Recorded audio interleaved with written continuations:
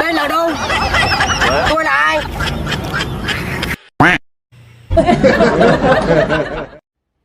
Thế mày biết Tukuda thích cái gì nhất? Ô, mày không biết à?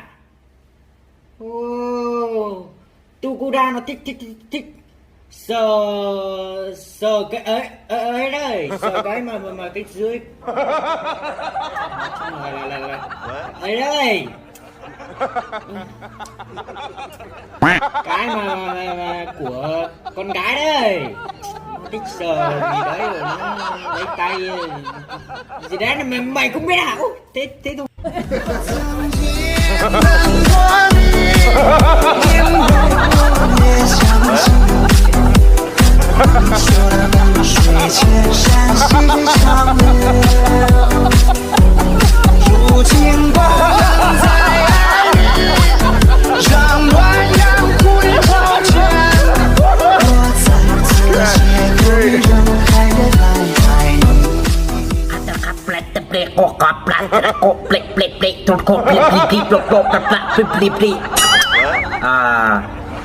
Ông này nói là mình đẹp trai quá, tóc hai mái giống trai Hàn Quốc ấy, mình cầm âm bạc nhá.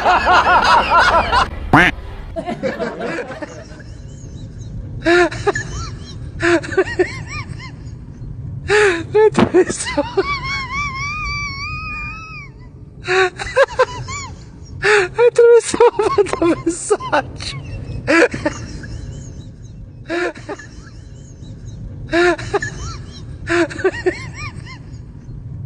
Atravessou.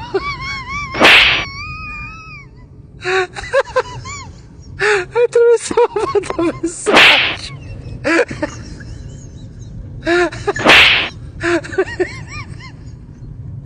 Atravessou.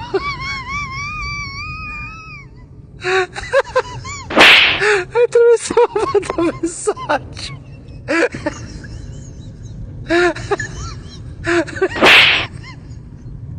Atravessou.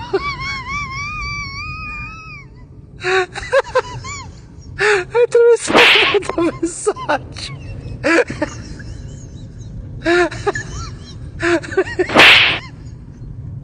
Atravessou.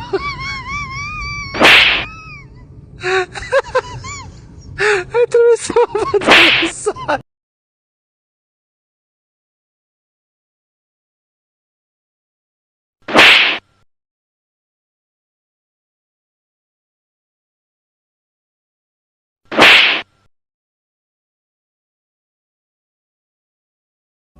Có bùa tao bứ, bùa tao nam mô, bùa tao châu châu. Ý ta mong nó trời chỉ châu châu. Cha yon yon gió cỏ.